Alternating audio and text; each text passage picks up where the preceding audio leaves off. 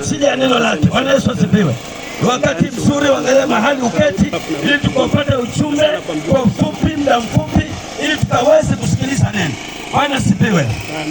Basi ningependa kupiga makofi yetu, lete mjumbe. Piga makofi yako. Karibu sana. Basi wapendwa waombolezaji, nataka nianze kwanza kabisa kwa kujitambulisha. Mimi naitwa nani? Jina langu ninaitwa Pastor David Rua Kadungo, mchungaji wa sehemu za kule Kitambala, lakini pia niko hapa kwa sababu mimi ni mtu wa jamii. Nimeoa kwenye jamii hii, na mke wangu alikuwa yuko wapi sijui ni nani alimwambia aondoke, lakini ingekuwa vyema angejulikana. Mwambieni akimbie mara moja afike hapa.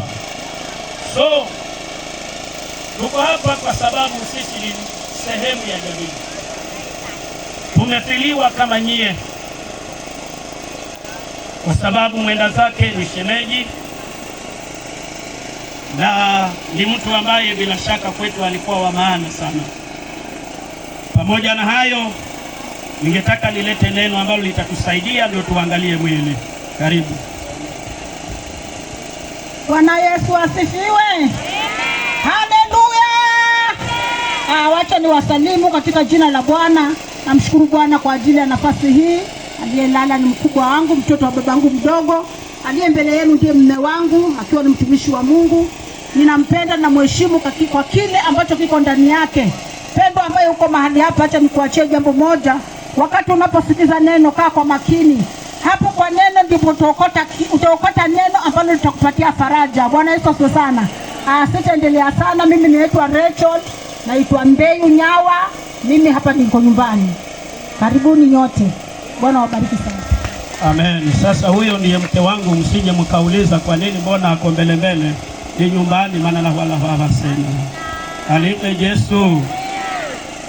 Sasa swali laulizwa katika Biblia ambalo ndio lile tutaenda kulitafakari kwa pamoja. Kitabu ni Zaburi 89 na mstari wa 48. Nataka tukatafakari hiki kifungu sote kwa umoja na ukajiulize, kwa sababu neno linapokuja hata haliji kwa yule amelala, naja kwa sababu ya wale walio hai. Kwa nini kila wakati ukiwa na msiba ni lazima tupeleke neno? Kwa sababu neno kazi yake ni kuzungumzia wale ambao wamefiliwa, kuleta faraja, na sio tu peke yake ya kwamba kupitia kwa tendo kama hili mtu ambaye hajafanya uamuzi aweze kufanya uamuzi ambao ni wa uhakika. Sasa Zaburi 89 mstari wa 48 anauliza swali, anasema ni mwanamume gani atakayeishi asione mauti, atakayejiokoa nafsi yake na mkono wa kuzimu? Ni mwanamume gani atakayeishi asione mauti, atakayejiokoa nafsi yake na mkono wa kuzimu? Najibu ni kwamba hapana. Hakuna mtu yeyote yule ambaye aliwahi kuzaliwa na mwanamke katika ulimwengu huu ambaye atawahi kuishi katika dunia hii asionje mauti. Mauti ni lazima. Mauti ni lazima kila mtu aionje. Kama hautaki kufa, basi usizaliwe katika dunia hii. Lakini kama uliwahi kuzaliwa na ulizaliwa na mwanamke, unless wewe ulizaliwa na mtu mwingine ukupitia kwa mwanamke, lakini kama ulipitia kwa mwanamke, ngoja nikuambie, Biblia inasema hivi ya kwamba kila mtu aliyezaliwa na mwanamke siku zake hapa duniani ni chache mno, tena nazo zimejaa taabu. Kwa hivyo unapoishi ukijua ya kwamba siku ni chache, ni kwamba utaishi ukiwa umejipanga. Na kujipanga ni namna gani? Ni kujua ya kwamba kuna maisha hapa na kuna maisha baada ya kifo. Haya ni mambo ambayo ni lazima tuwaeleze watu. Wakati mwingine watu wanaishi katika ulimwengu huu ni kana kwamba wako hapa duniani milele, lakini ukweli ni kwamba kila ambaye yuko kwenye ulimwengu huu, iko siku itafika akalala dunia tu, atakufa. Awe aliitwa mwanamume kiasi gani, kufa atakufa. Awe aliitwa mama mkali namna gani, kufa atakufa. Awe alipendwa na watu wote katika ulimwengu huu, kufa atakufa. Siku ile ya kifo ikifika, hata kama yule anayekupenda atakuwa amekukumbatia, ako pamoja na wewe. Biblia inasema ya kwamba inapokuja katika vita hivi ya roho kuondoka ndani ya mwanadamu, hakuna mtu anayeruhusiwa. Ni Mungu peke yake ndiye ambaye anahusika na kila nafsi ya kila mtu.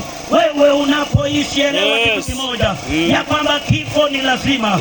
Utakufa, siku yako ikifika utafika, na utafika. Hakuna mtu ambaye hatafika, kila mtu atafika. Maana imeandikiwa mwanadamu kufa mara moja, na baada ya kifo ni hukumu. Hivyo tunapoona ndugu yetu amelala namna ile, watu walimfahamu huyu bwana anaitwa Zuma, alimaarufu Zuma Papa. Walimjua kwa bidii yake, walimjua kama mtu ambaye alileta jamii pamoja. Mimi najua kitu kimoja, ya kwamba hii jamii yote imepoteza mtu ambaye alikuwa ana uwezo wa kusuluhisha mambo bila upendeleo. Ni huyu bwana anaitwa Zuma Papa, mtu ambaye tunajua kabisa ya kwamba alikuwa kiungo muhimu katika maisha yetu. Lakini angalieni sasa, hata kama aliishi pamoja na sisi, hata kama tulimuenzi, hata kama tulifanya kile tulichofanya, lakini wakati ulipofika ilikuwa ni 2:08 na watu walimuangalia, ndugu zake wakaona ndiye huyu anaenda. Bila shaka mke wake alikuwa pale akamuona akienda, bila shaka mtoto wake alikuwa pale akamuona akienda. Bila shaka kuna watu ambao walikuwa wamekuja na hakuna chochote kile wangeweza kukifanya, kwa sababu siku ya kifo ikifika, hakuna mtu anaweza kuzuilia kifo kisiondoke. Na Biblia inauliza swali, ni mwanamume nani atakayeishi katika ulimwengu huu asionje mauti? Ni nani ambaye atajizuia asione kuzimu? Ni kweli kabisa, hakuna mtu ambaye ataishi asionje mauti. Kile ninachojua ni kitu kimoja, kulikuweko na watu tajika katika ulimwengu huu ambao walitingisha ulimwengu. Hata hapa Kenya kuna mtu aliitwa Baba, na watu wakasema Baba, na watu wakaimba Baba, lakini kifo kilipokuja kilimunasa yeye peke yake. Wakenya hawakuwepo. Wakenya wakaanza kuleta mambo mengi, lakini kwa sababu kifo kimefika, hakuna otherwise, hakuna rais pamoja na pesa zake angeweza kuamsha Baba. Hakuna pesa alizokuwa nazo zingeweza kumwamsha yeye. Watu walipeleka mazawadi mengi, ng'ombe murundo zikapelekwa. Kaburi lake limeweka historia, ndilo kaburi ambalo limewekwa maua zaidi ya makaburi mengine yote. Mtu ambaye angeingia mahali watu wangemsikiliza, lakini kifo kilipomfikia kilimfikia peke yake. Na Biblia inasema baada ya kifo mauti, baada ya mauti ni hukumu. Swali ni je, wewe dada yangu, wewe kaka yangu, ambaye umekuwa hapa kila wakati, umekuwa tangia wakati msiba ukitoka. Wajua kuna watu wengine ambao mambo kama haya yakitokelezea ni watu wa kunyosha vidole. Wengine wananyoshea kidole huyu, wengine wananyoshea kidole hata na mwenda zake, lakini ukweli ni kwamba yeye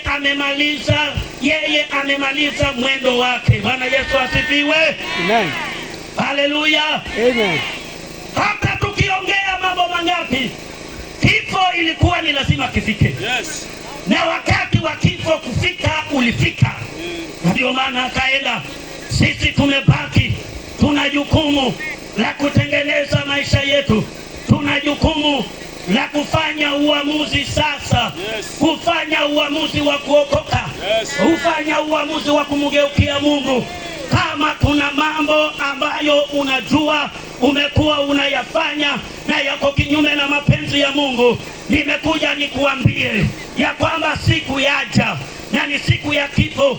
Kuna wale wengine wanafikiria ya kwamba wakati nitakapokufa wapendwa watakuja waniombee, wanifanyie swala, nihamishwe mahali kwenye shida, nipelekwe mahali paraha. Hiyo si kweli, ni uongo. Hakuna sala yoyote ifanyiwayo mauti akiwa amekufa itakayomsaidia kwa njia yoyote. Kile ambacho kinaweza kukusaidia ni kufanya uamuzi ukiwa hai, ni kuokoka sasa, ni kumgeukia Mungu sasa. Na unapoamua kumgeukia Mungu, mugeukie Mungu kweli kweli, usimgeukie Mungu tu hivi hivi. Wakati mwingine watu wengine wanatuangalia, wanasema huyu bwana ni nini kile alichokosa mpaka akaamua kuwa mtumishi, mpaka akaamua kuokoka. Sikieni, jambo la kwanza, mimi sikuwa mtu wa kupenda wokovu. Hiyo muelewe. Eleweni kitu hiki ya kwamba mimi sikuzaliwa nikiwa mpenda wokovu. Mimi nilizaliwa kwenye jamii ambayo ilikuwa ni ya dini. Mimi nilikuwa Muislamu kamili. Mimi sikuenda Sunday school, nilienda madrasa. Hiyo nayo uelewe. Lakini hiyo yote haingeweza kuniokoa na kuniondolea shida. Kuna mambo ambayo kwangu yalitendeka ambayo wengine wenu hamujawahi kusikia, na mara nyingi wanapenda kuambia watu kila wakati ninapopata nafasi ya kuhubiri, kwa sababu kuna vitu ambavyo vilitendeka maishani mwangu ambavyo vilichangia kuokoka kwangu. Mimi hakuna vile ningefikiria kuokoka. Nilikuwa ni mtu nisiyesikia. Sikieni, dhambi nilifanya, lakini mbali na dhambi nikawa na shida ya kula makaratasi ya vitabu. Nilikula makaratasi ya vitabu nikimeza tu kwa muda mrefu. Na mbali na makaratasi ya vitabu, nilikula mchanga, nikakula makaa, nikakula mawe ya tafunikayo, nikakula na choki za walimu. Nilidungwa sindano mpaka katika wakati ikawa sindano haziingii kwenye mwili. Mapepo yangu yakikataa, sindano haingii huko. Nampatia daktari adunge na haitaingia kwenye mwili. Na ukumbuke bado nilikuwa ni mtu mdogo tu kuliko vile nilivyo sasa. Sasa wengine wenu mko hapa mnasema ni wanaume hawajawahi kushuhudia sindano ikiteleza na mwili. Lakini mbele yako kuna mwanaume ambaye aliwahi kuona sindano inateleza na mwili, inakataa. Na si mimi nimekataa, ni yale mapepo niliyokuwa nayo kwenye mwili. Maana kwa waganga nilienda mpaka Mizimuni, nilifanya kazi wakati huo, kwa sababu jamii yetu ilikuwa ni ya ushirikina. Tukafanya mambo ya kishirikina, tukawa tunaenda mpaka Mizimuni, tunafanya mambo ya kiganga. Nikawa ni mtu ambaye ninatengeneza hata hivi viapo, matunda kama haya. Nilikuwa nina uwezo wa kutengeneza vitu ili kwamba mtu akiingia hapo mambo yamharibikie. Lakini mkumbuke, nilikuwa bado ni kijana mdogo tu wakati huo. Mtu ambaye alikuwa na dini yake lakini akawa mbaya, alikuwa mshirikina, alikuwa mtundu, alikuwa muovu, aliyewatukana wote waliomtaja Mungu. Ninajua kuna watu wamezoea ya kwamba wakiona Wakristo wanajua kuwadharau. Wakiona watu wanataja jina la Bwana wanafikiria ni kitu cha mchezo. Wanaona tu kwamba kuokoka ni hivi. Lakini nataka wasikie hawa mashemeji walio hapa. Mukala asikie, huyu bwana Mumbesa asikie, wasikie bwana Nyiro, asikie na wale wengine, ya kwamba kuokoka si jambo ambalo ni la kuchezea. Kuokoka ni uamuzi, na ni uamuzi ambao ni wa kiungu. Ni uamuzi ambao unaleta mabadiliko. Yale mabadiliko niliyoyakosa yalipatikana wakati ambapo nilimwamini Yesu Kristo. Ninakumbuka tarehe ambapo niliamua, maana kwa mganga nimeenda tayari, makaratasi yameshindikana, hayaondoki hamu ya makaratasi. Mganga amesema nendeni mkanijasie kitupa cha umande. Mganga alisema ili niwaague kikamilifu, basi lete kitupa cha umande. Wakati huo nilikuwa nimekula vitabu vya sister vyote, wakati wa likizo nimemeza. Sasa baada ya hapo ndio mganga anasema mmerogwa bwana. Huu ni mganga. Lakini najua nimekula hizi vitu, nimemeza. Mganga anasema nijazieni chupa ya umande. manina jazeni. Na tukaenda kweli kwa nyasi asubuhi, tunajaza umande mpaka kitupa tukakipata. Mganga akasema nipeni na kuku, akaitisha na jogoo, tukampatia na jogoo, akaitisha na pesa, kwa sababu anasema bila hivyo vitu hakuna kitu kitatendeka, maana ninyi mumerogwa zaidi, mumepelekwa mzimuni, na nisipofanya hivyo, bila hayo nimesema, na bila kuku kutolewa, basi mutamalizika. Yani mganga akatuambia mambo hayo, na sisi kwa sababu wakati walikuwa tujaokoka tuliamini mambo ya mganga, na kweli tukafanya, tukampatia mganga, akachukua umande wake, akachukua kuku akakata kidole peke yake, akamimina hapo, akawekelea damu, akakata hizo kucha, akatutengenezea hirizi, kuku akahama naye.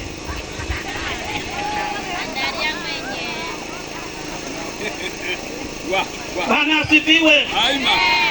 Sisi tumeatiwa kucha, tumetengenezewa mahirizi, lakini mganga anaenda na kuku na hana huruma, kwa sababu kuku wa kiganga anapochinjwa hachinjwi kama wengine, anachinjwa kimakuruma kuruma. Hata kama uko karibu unasema simtaki, maana anaweza kurushwa juu, akakatwa kichwa akarushwa juu, akatapatapa huko mpaka ujue kabisa hapa nikimgusa naenda, kwa sababu hii na yale maneno yanayotamkwa pale ni ya kutisha.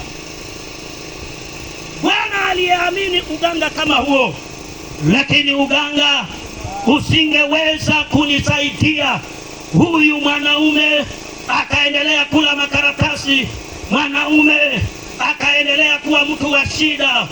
Siku moja baba mzazi akafa. Nataka nimwambie mwaka, wewe si wa kwanza kufelewa na baba mzazi. Hata mimi nakumbuka nilifiliwa na baba mzazi nikiwa darasa la 8. Akakufa, na baba anakufa na ugonjwa ule hatari kabisa, ugonjwa wa ukimwi. Baba alikufa na ugonjwa wa ukimwi.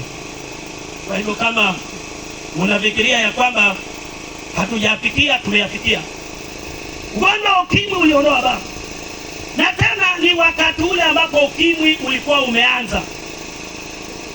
Wakati ule ambapo ulikuwa ukishikwa na ugonjwa watu wanakutoroka, watu hawakupendi kuonani.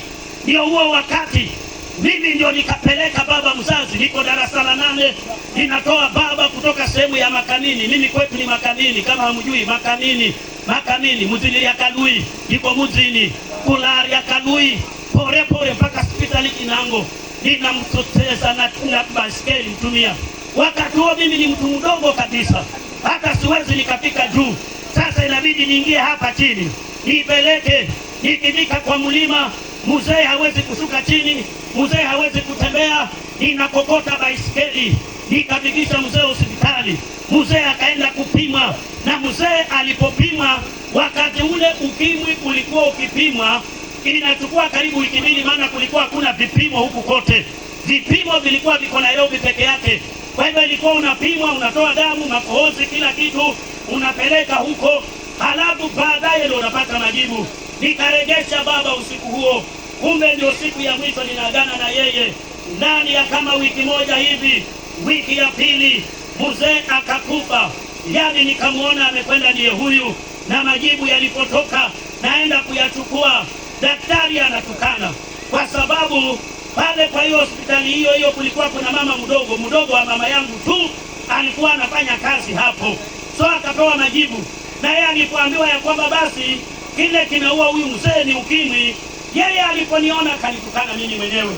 Akaanza kutukana mzee, akasema mzee jinga sana, huyu mzee pumbavu, hana maana, angalia ameua dada yangu. Just imagine, huyu mzee unatukana ni nani? Si ni baba yangu?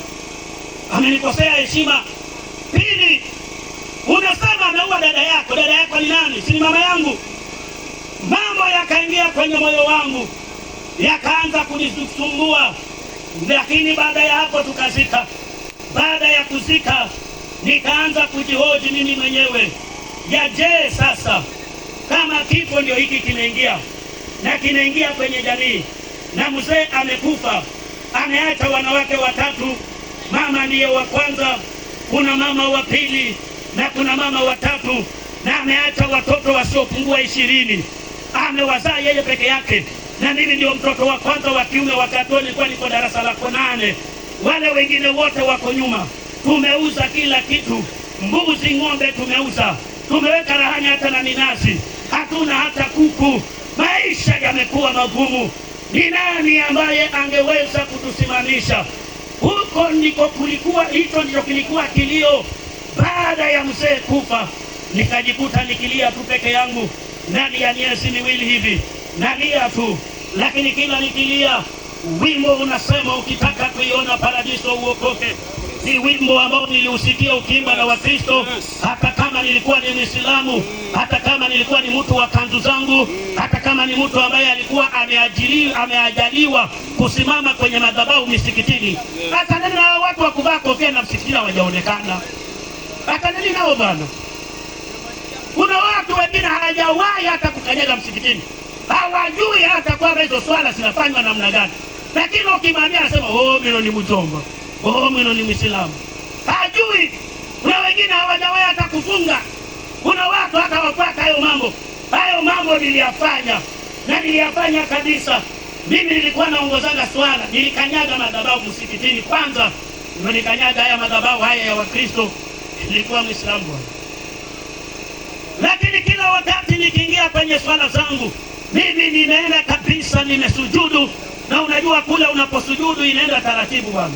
Utaanzia juu, uende taratibu mpaka mwisho, utaenda magotini na utawekelea kichwa chako chini kabisa, usugue utosi wako. Ikifika hapo ni wakati wa kutafakari. Lakini baadaye sauti inasema, ukitaka kuiona paradiso uokoke. Yani sauti imeingia msikitini. Kumbe ni sauti ya Roho Mtakatifu. Kumbe Roho Mtakatifu hana ubaguzi. Kumbe Roho Mtakatifu anaweza kufikia yeyote. Nani aliyesema kwamba Roho Mtakatifu hawezi kuingia misimuni? Ni nani aliyesema kwamba Roho Mtakatifu ana mahali anaweza kuwekewa mipaka? Watu wakiwa wanachezea wokovu, wachezee wokovu kwa sababu hawajui kule sisi tumetoka. Lakini tunajua tulikotoka, tunajua yale tunayapitia. Hatuko hivi tulivyo leo kwa sababu tumeelekea maisha mazuri. Tulipata shida, tulipitia mambo magumu, lakini kwa sababu ya kuokoka ndio mnatuona tuko hivi. Mnatuona tunang'ara.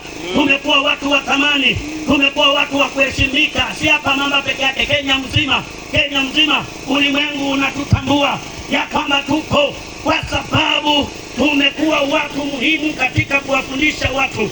Sikieni ndugu zanguni, sikieni.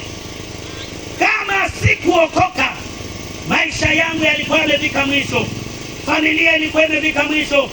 Lakini sauti iliponishawishi, siku moja tarehe 19 mwezi wa 6 mwaka wa 1994, yani 1994, ndio mara ya kwanza nilipatikana kanisani. Hiyo ndio mara ya kwanza kabisa mimi niliacha msikiti hapa nikaingia kanisani. Si kwa sababu nimeshurutishwa, hata nilimwambia mama, by the way, ya kwamba naenda kuokoka hii Sunday. Mama akaniambia, wewe utaokoka wewe. Maana alikuwa ananijua, nilikuwa nimeshinda tayari. Mama anauliza, utaokoka kweli wewe? Si nikaokoka bwana. Nikaingia kanisani. Ilipofika wakati wa kuombewa, nilitoka mimi peke yangu. Nikamwambia mchungaji wangu, leo nimekuja, nataka kumwamini Yesu. Na mchungaji wangu alikuwa ni mwalimu wangu wa shule, ambaye alikuwa ni mwalimu mkuu. Ananijua shuleni ya kwamba mimi ndio kiongozi wa mambo ya Kiislamu.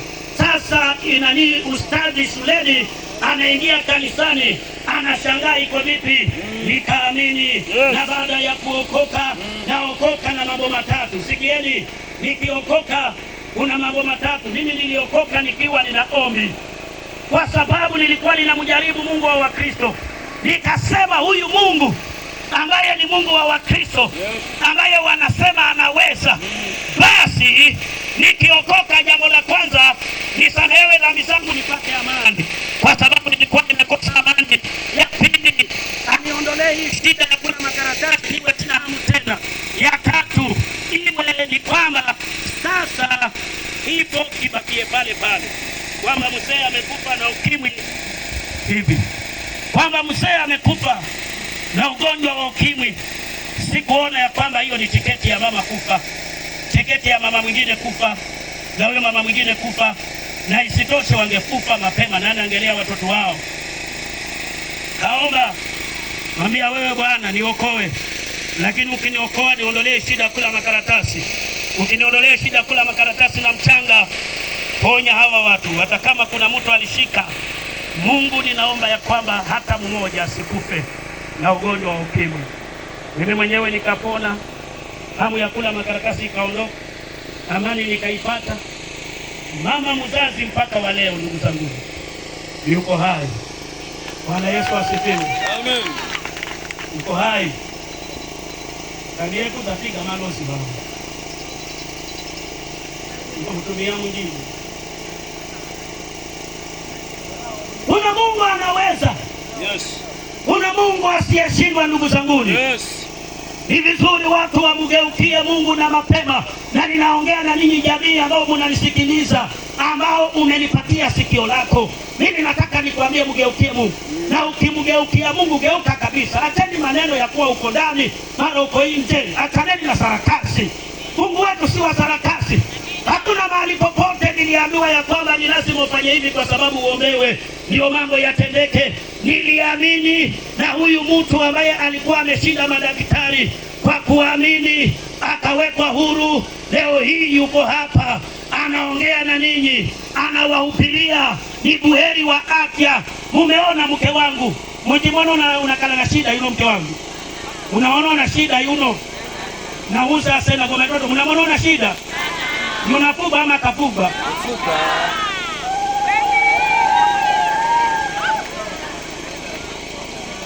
Sikieni, nisingefika hapo kama nisingemwamini Yesu. Nasema mwamini Bwana. Pamoja na urembo wako hakuna mtu atakayeishi asione kifo. Pamoja na mamlaka ulionayo, kufa utafika, utakufa, lakini siku ukifa utakuwa mgeni wa nani? Nani atakayekupokea? Tajiri akaishi maisha yake yote akafikiria ya kwamba mimi hakuna chochote, akamdharau Lazaro masikini kwa sababu yeye ni tajiri. Yani hata anamwacha tu akule makombo, yani amefanyika kama umbwa. Lakini masikini pamoja na umasikini wake alimwamini Mungu, pamoja na shida zake alimwamini Mungu, akajua kuna maisha baada ya hapa. Siku moja ikafika, masikini Lazaro kweli alikufa, lakini Biblia haishii pale. Inasema ya kwamba Lazaro alipokufa alienda moja kwa moja mpaka kwenye kifua cha baba Abrahamu, akapewa mwili mwingine, akaanza kuliwazwa, akafutwa machozi, mwili wa magonjwa akaachana nao, akaingia kwenye mwili wa utukufu. Yeye akaliwazwa, naye tajiri pamoja na utajiri wake akafa, utajiri akauacha duniani. Lakini kizaazaa kikatokelezea huko. Biblia inasema huko kuzimu akainua macho yake, maana alienda mahali kwenye shida. Biblia inasema kwamba alipokufa alienda kuzimu, hata kupelekwa na mtu, alienda kuzimu. Sasa akainua macho yake, akamwona yule aliyemdharau kwa sababu ameokoka, analiwazwa na baba Ibrahamu. Yeye anateseka, na kwa sababu alikuwa amezoea kutumatuma katika ulimwengu huu. Watu wengine waliozoea kutumatuma, waambieni hautatuma hata ukifa. Hautumi, hautatuma. Yeye ameenda huko na anataka kutuma. Anamwambia baba Abrahamu, naona umebeba huyo jamaa hapo, tafadhali sana mtume huyo akachoja kidole chake kwenye maji, aniletee, aniwekee kwa ulimi wangu, angalao nipate burudiko. Lakini baba Abrahamu akamwambia, yako kwisha, haiwezekani. Kati ya Hawa na Hawa hapa katikati kunalo bonde, wa huku hawaruhusiwi kuja huko. Huyu alipata shida, lakini akamwamini Mungu analiwazwa. Na wewe ulijitangulia mwenyewe, endelea kuteseka. Akaanza kusema, basi kama ni hivyo, naomba utume mtu kutoka huko, afufuke huko ulimwenguni, maana nimeacha watu wasiosikia huko. Ndugu zangu, ni kichwa ngumu. Ndugu zangu hawasikii. Ndugu zangu ni watu ambao ni situma mtu, pengine wakiona mtu amevuvuka watasikia, lakini Abrahamu akamwambia sikia. Wasipowasikiliza kina Musa huko, wasipowasikiliza kina Kadungo huko, wasipowasikiliza hao wachungaji waliomamba, wasipowasikiliza wale watumishi wanaowalisha, wakiendelea kuwadharau, makao ni papa hapa. Ndugu zanguni, nataka niseme ya kwamba uamuzi ni sasa. Kuna maisha baada ya kifo. Utakuwa mgeni wa nani? Je, utaenda pale mahali pema peponi ama utaenda pale pabaya? Lakini Biblia inasema kwamba heri wafu wafao katika Bwana tangia sasa, ili wapate kupumzika kutokana na tabu zao. Je, umeokoka? Je, umemwamini Yesu? Je, umefanya uamuzi kamili ama ni mtu ambaye unasuasua? Nimekuja nikuambia kwamba okoka. Na kama uko hapa wewe ni mgonjwa, una shida, bado Mungu anaweza kukusaidia. Hata ukiwa pale pale anaweza kukusaidia. Bwana Yesu asifiwe. Amen. Hakuna Mungu mwingine aliye kama wewe. Hakuna Mungu mwingine aliye kama wewe. Kuna Mungu mwingine aliye kama wewe. Hakuna Mungu mwingine aliye kama wewe. Hakuna Mungu mwingine aliye kama wewe. Hakuna Mungu mwingine aliye kama wewe. Inua mikono yako pale ulipo, niombe na wewe. Funga macho yako. Najua umelisikia neno hili, linaweza kuwa limenena na moyo wako. Liamini. Na kama leo ni siku yako, unatamani kuokoka, mwambie Yesu, ingia ndani ya moyo wangu, usamehe makosa yangu, nifute dhambi zangu na uniweke huru. Baba Mungu mtakatifu, umenipa neno ambalo ni uzima, neno ambalo nimelileta kwa watu hawa ambao wamesikia yale ambayo umewahi kuyatenda katika maisha yangu. Haya si mambo ambayo niliyashuhudia kwa wengine, ni mambo ambayo niliyaona yakitendeka, na mengi Bwana umeyatenda, kwa sababu wewe ni Mungu mwaminifu, ni Mungu ambaye huna upendeleo, ni Mungu ambaye unaweza. Neno lako linasema kwamba wewe ni yeye yule jana, leo na hata milele. Ni Mungu usiyebadilika. Yale uliyoweza kuyatenda nyakati hizo, waweza kuyatenda mpaka wa sasa. Waweza kuokoa mtu yule, mtu ambaye wamesema ya kwamba huyu ni mwenye moyo mgumu. Bwana, unaweza ukanena na moyo wake na ukamuokoa. Waweza ukabadilisha maisha ya mtu ambaye ameishi ndani ya wokovu, lakini amekuwa hana msimamo, amekuwa ni mtu wa kutangatanga. Lakini leo Bwana, unaweza ukanena na moyo wake na akafanya uamuzi wa sawa. Unaweza ukasaidia mtu ambaye amekuwa na shida tu, amekuwa na matatizo, amekuwa na magonjwa, amekuwa na hali ngumu, amepitia masaibu. Neno lako ni nyundo, neno lako lina uweza. Inaomba ya kwamba ukatembelee mtu ambaye amechekelewa, ambaye amenaswa, ambaye amefinyiliwa.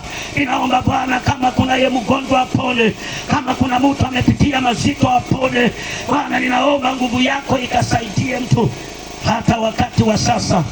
Jamii hii Bwana kaifariji, kawatie nguvu, kasimame nao, usiwaache kamwe. Bwana, watende mema kuanzia sasa mpaka kesho, hata wakati wote. Twaomba amani kwa jamii hii. Tunakataa chochote kile kingeinuka kinyume na jamii hii. Bwana, tunakataa katika jina la Yesu. Watangaza utukufu wako, maana wewe ni Mungu unaweza. Katika jina la Yesu nimeomba na kuamini, na mtu anasema amen. Pengine uko pale na unasema, mtumishi, niongee, nataka kuokoka na huna haya.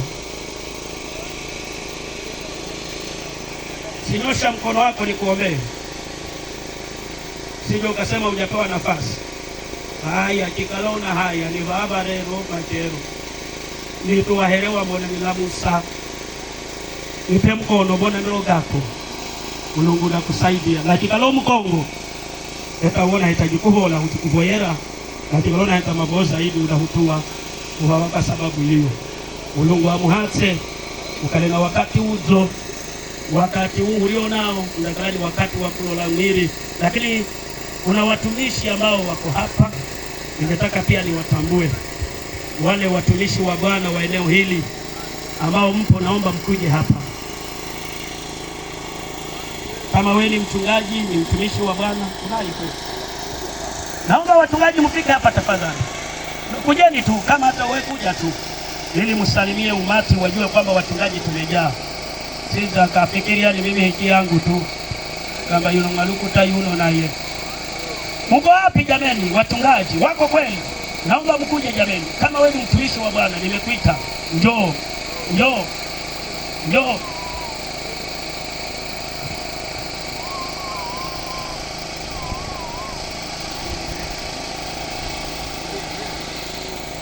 Wana kamezi kupiga hata makofi ya sena bana loka. Asante sana. Bwana Yesu asifiwe. Kwa majina ni Pastor Daudi Mbisa Maziko. Huduma ni Maximum Celebration Center. Yesu nijibu. Niko sehemu za Kibangani, siko eneo hili. Mungu wa faraja awafariji familia sote. Nikiwa hapa niko nyumbani, aliyelala ni mjomba wangu. Mzidini kubarikiwa. Bwana Yesu asifiwe. Kwa majina naitwa Pastor Elijah, nimeokoka. Yesu ni Bwana, kutoka sehemu ya pale Zombo kwa Masai Maximum Celebration Center. Barikiwe. Sasa tunataka tuangalie mwili ndugu zangu. Lakini hao jisagala kuku havi kazi kidogo itabu na voya tenese nafasi mana apanda mala mwili totoko nisaidiani mwili afi ili wakana nafasi kitoka atakwenda kusaidia wao. Hizi vitu zikombele na wamekaa mbele hapa kabisa, waondoke wote, maana kwa watu watapita na hapo. Watu waangalie mwili.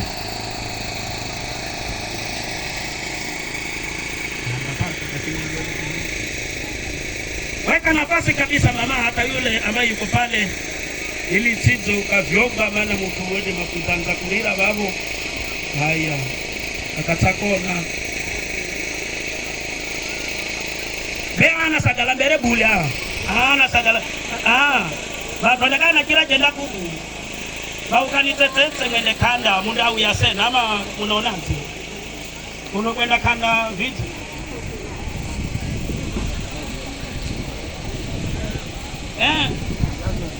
ukala nafasi mito yenye ukala twachire na babo alole mwiri kisha kala ndala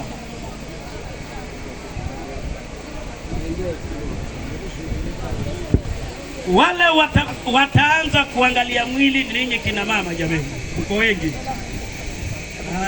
wala ni mwili batumia baadaye. Wale waimbaji wakuje mbele, mtakuwa mkisifu wakati si sanduku lifunguliwe jameni. Yule ambaye ni muhusika afungue sanduku, na itakuwa ni jambo zuri akilifungua hilo sanduku. Likiwa liko tayari, basi itakuwa ni vizuri. Ano waimbaji yangu hapo endavi, anawezekana naimba bandu bazoni. Kasi bado nitafuata hivi ni mimi mndaiba amanda kwa muziki bana lola panje kulela kimala ndio inauja na analele mtu na kuja hapa ninyi waimbaji. Ni sawa sawa, hata mkala aongee hapa.